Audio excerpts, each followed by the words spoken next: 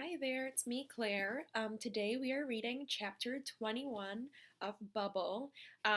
20 was so exciting because we finally get to see Joe leave the hospital with Amir, and he's still really nervous. So I'm hoping that this chapter he can finally enjoy being out of the hospital. I hope they stay safe. 21. Outside temp 11 degrees Celsius, body temp 37.3 degrees Celsius, heart rate 120, air remaining 12 liters, air purity 96%. Amir is driving, following the car's eyes in the middle of the road. My eyelids are heavy. They start to fall. Don't go to sleep. I don't want it to go to sleep. I shake my head, but 2 seconds later my eyelids are dropping again. Amir nudges my arm. We're nearly there, he says. Can you tell me where we're going now? The edge of the world, he says. Where's that?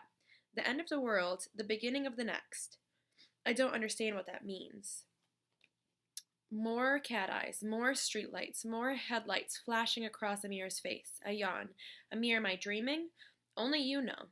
The road grows wider, 2 lanes, then 3. The buildings get bigger and further apart. We're on a motorway. They go on for miles and miles, but we can't drive for miles. This car is so old and rattly it might break down. A whale can hold its breath for 29 minutes. I can't hold mine for 90 seconds. We'd never make it back to the hospital if we'd have to walk from here. We'd have to go get out and flag down a car, or maybe a police would see us parked on the side of the road. They'd wonder what I was doing out, dressed as a spaceman so early in the morning. I won't be able to tell them because Amir will get fired and I'll get in trouble too. I hope Dr. Moore won't be too mad at me. I wonder if he would come and rescue me before my oxygen runs out. I think of asking Amir, but he's too busy watching the road as we pass more cars and more buildings. But I recognize these. I've seen them before from my window. E equals MC squared. I look ahead and see the sign, Heathrow. Wait, we can't go there. Amir flicks the turn signal. Amir, what are you doing? We can't go on a plane. Amir puts his fingers up to his lips. Just wait, he says. But I can't. We can't. Trust me. I sit back in my seat. Amir says to trust him. It's too late not to now. We turn off the motorway and pass thousands of cars parked behind the fences. The car slows down. Amir leans forward like he's looking for a gap. It's just in here, he says. Just here. He turns the steering wheel quickly and we go down a dark track. The light turns off and the car crawls on, even though I can't see anything. But Amir seems to know exactly where he's going. He doesn't need a GPS or a map or even headlights. It's like he knows every bump in the road. I think of the stowaway boy in the plane wheel who cut a hole in the perimeter fence. Is that what we're going to do? I won't be able to run across the asphalt with my oxygen bottle. My legs will turn to jelly by the time I get there. I turn around to look on the back seat for the fence cutters, but all I see are children's car seats and empty Coke bottles. The car starts to slow, then stops. In front of us is a big wire fence that stretches as wide as I can see. There's a ditch in front of the barbed wire across the top. Amir takes the key out of the ignition. Come on, he says. We get out now. I check the back seat again. What are you looking for? Wire cutters? Ha, why I need wire cutters? To cut the fence? That's illegal. I don't do illegal. He opens the car door, walks around, and opens mine. I don't say that I think of taking me out of the hospital might be illegal. You coming? I pass him the oxygen bottle. After being in the car for so long, it's like I have to get ready for going outside all over again. I swing my legs onto the ground. My legs wobble as the stones crunch under my boots. I take a step and they do it again. It's like I'm a child trying to walk for the first time. Amir takes hold of my arm. We walk in front of the car and sit down on the hood. Amir's breath pools out like cold air, like he's smoking a cigarette. I feel the warmth of the engine through my suit. I'm not cold, but I shiver and wrap my arms around myself. I wonder if Spider-Man ever felt cold, like if he ever got caught in New York's snowstorm. I wonder if he's ever found a place like this, in the middle of nowhere, where all you can see is dark and all you can hear is the hiss of air. Amir points at the sky. I look up. I gasp, and my chest seems to fill with more oxygen than it's ever had. Above me, the sky is dark and wide and so full of stars. I turn my head. More stars, hundreds of them. The longer I look, the more I see. I didn't know the sky was like that. I had never seen it without the window frame. I bite my lip and I close my eyes. I'm scared I might be dreaming, and that's when I open my eyes and it'll be gone and I'm staring at my ceiling. I open them again. The sky is still there and the stars are still there, and now the moon is shining on me. It's so bright and big. On my screens it looks like a dot. I glance at Amir. He smiles and then looks back at the sky. I want to smile back, but I want to cry too. Amir holds his hands and squints like he's aiming a gun. You can't touch it, but you can block it out with your fingers. I don't think I want to. I say, I want it to stay there forever. Amir takes his hand down. Ha, I think you're right. Do you see it? Or do you like it? It's so great. Way better than on TV. I can't wait to talk to Henry. I hope he gets to see it too. I hope he doesn't spend all of his time in the mall. Me too. I hear a click, then a hiss of more air coming into my helmet. Amir looks at his phone and then shows me the reading. 94.4%. It's dropping. Do we have to go? He checks the other readings. Outside temp 10 degrees Celsius. Body temp 37.2 degrees Celsius. Heart rate 116. Air remaining 8 liters. Amir nods his head slowly. We okay? You don't want to go back, do you? No. Good, he says. I don't bring you here just to show you the stars. He slides down the hood and helps me back into the car.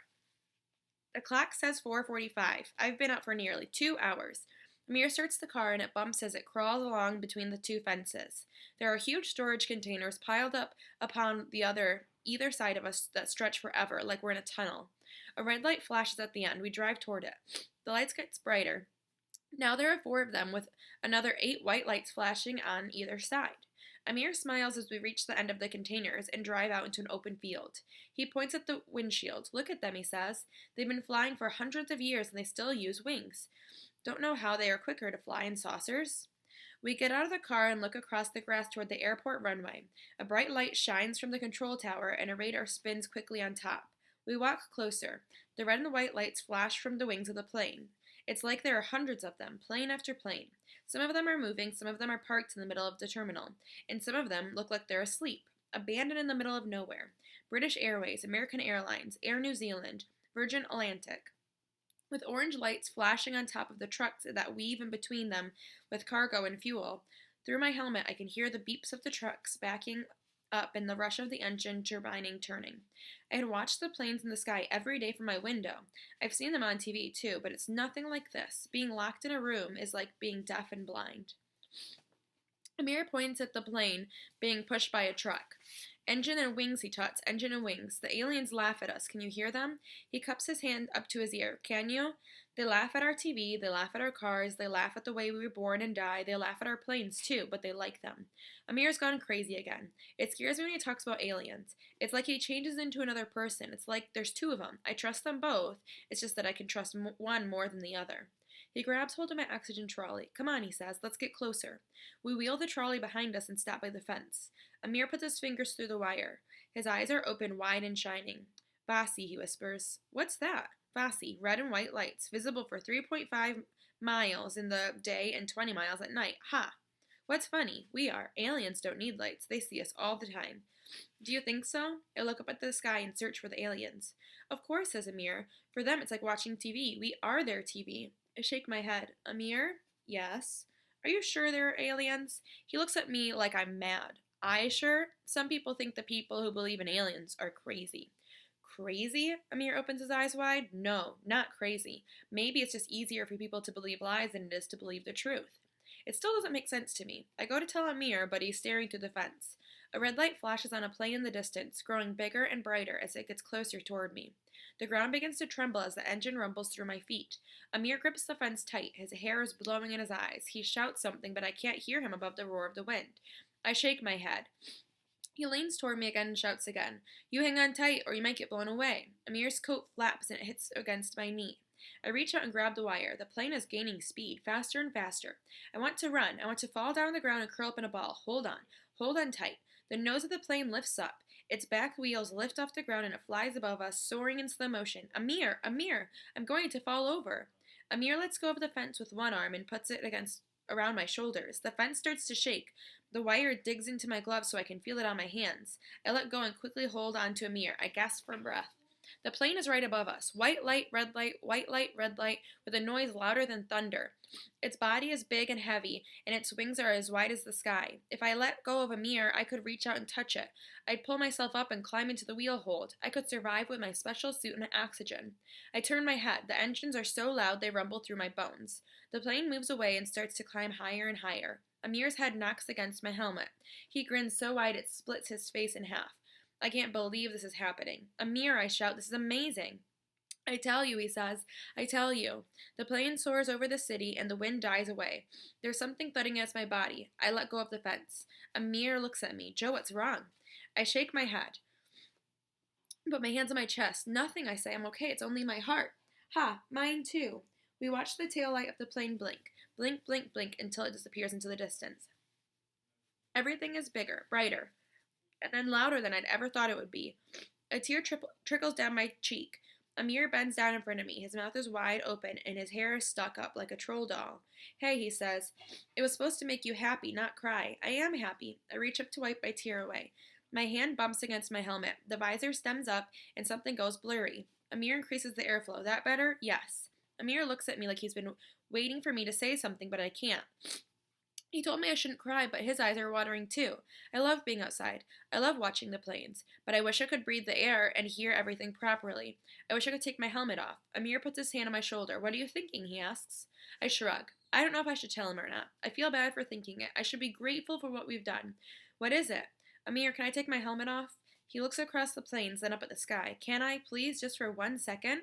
He shakes his head slowly. I'm sorry, he says. We can't do that. It's too risky. But 1 second wouldn't hurt me, would it? Just one real breath. Amir walks towards the car. I could do it now. I could take off my gloves, undo the straps, and take it off. Amir would have to be an Olympic runner to run back and stop me. Just 1 second. That's all I want. I looked at my gloves and pull at the fingers. Joe, I say no. I want to do it. I want to breathe air that hasn't been filtered through tubes. I pull at another finger and glance at Amir. He's standing in front of the car. Tiny bugs and moths buzz across the car headlights. Hundreds of them zing through the air, knock into each other, and bash against the glass. Amir walks over to me and puts his arm around my shoulders. I'm sorry, I say. It's okay. Just one breath. I know, but if you take one breath, you want another, and then you want 10. He links his arms through mine, and he walks me toward the car. I stop and look back at the airfield. The planes move slowly across the runway like they're dancing to music. Out of the corner of my eye, I see Amir look at his watch. Do we have to go now? Amir checks his watch again, then the figures on his phone. Air temp 9 degrees Celsius, body temp 37.2 degrees Celsius, heart rate 119, air remaining 5 liters. He bites his lip. The time is going really fast, but I really want you to see something. How are you feeling? Your heart rate quite high. I'm excited, I say. I feel a bit tired, but that's all. He opens the car door. You sit here, then, and save energy. He checks the readings again, but I think we have enough air and we have enough time. For what? The greatest show on Earth. What's that? You'll find out, but first you rest a while. I wake you up. I wonder what Amir has planned. What could be greater than having a massive plane fly over my head? Amir closes the car door. We just sit and wait, he says. I rest back against the seat and close my eyes. I don't want to sleep. I don't want to go home. Lots of people would think it's funny to call hospital my home, but that's what it is. That's what it is and will always be if the doctors never find a cure. Henry is right. We have to keep living. We have to keep hoping. It might be fun Skyping each other, but we don't want to sit in our rooms for the rest of our lives. Amir turns on the radio. I hear music quietly playing, a piano and a guitar. A man sings a song about losing his heart in San Francisco. Amir stares through the window screen, nodding slowly like the song playing in his head. The clock ticks on. 5:59, 6 o'clock, 6:01. The music stops. I hear sounds of birds tweeting. I look around, but I can't see any birds. All I can see is the dark. But it's not dark as it was before. Is this what I am here for? To hear the birds? I wait for Amir to tell me he's ready, but all he does is take a deep breath and starts nodding to a new song. 6:02, 6:03, 6:04. There's nothing happening. What are we waiting for? Maybe this is when the aliens come. They'll fly across the sky and land in the field in front of us. That's what happens. I saw it when I watched an old film with Beth. Close Encounters of the Third Kind. The aliens landed in a place just like this one with no one around for miles. They said they were friendly and didn't want to hurt anybody, but at the end, a man goes into the spaceship and they take him away. If they landed here, they would take me and Amir away too. We'd walk up to the gangplank like the man did, and the doors would slide close. The doctor, nurses, and the police would come looking for us, but the spaceship would be gone. All they would find is the car and scorch marks on the grass. The clock moves on. 6:11, 6:12, 6:13. Amir puts his hand on my arm. My heart stops. Sorry, he says. I no mean to make you jump. It's okay. He nods out the windshield. It started. What has? Just watch. I look across the airfield. The lights on the trucks and the planes are fading. I look at the grass, the runway, and the sky. Everything that was black is now turning to gray. There's a white line across the horizon, a bright white line. I stare at it. It gets deeper and wider and stretches as far as I can see. I lean forward. Didn't want you to miss it. The greatest show on Earth. He smiles, and I see 2 crescents in his glasses. I look back at the airfield and see the tip of the sun at the end of the runway. The sky turns red, the sky turns orange. The sun sits on the runway like a big burning ball, a real sunrise. I wish Henry was here to see this. I can't wait to tell him about it. That's if I ever talk to him about them all. I wish Beth were here too, and Greg. I wish we could all sit here and watch the sun come out of the earth and the sky turn blue. The sun never shines through my window.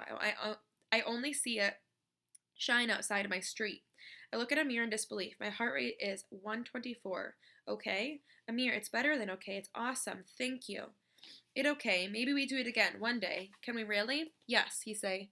Maybe the aliens turn up next time. I smile, but suddenly I feel so tired that I could fall asleep and not wake up for 2 weeks. My head falls back against the seat and I feel the warmth of the sun rays on my face. I take a deep breath, then another.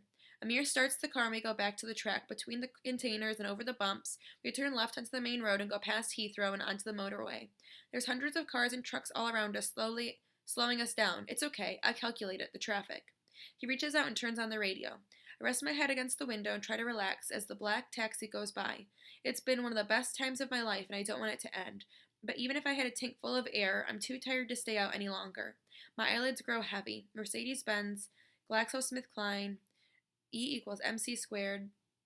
The sun shines on my face, and the cars and the buildings start to blur. I take a deep breath, and my head begins to drop. And that is the end of chapter 21. So, I don't know about you, but that makes me really excited that Joe finally got to leave his room and that I got to enjoy his time with Amir. I think that what Amir chose to show Joe was really special because the planes mean something to both of them and the sunrise was really, really special to Joe. So, I'm excited to see what happens next.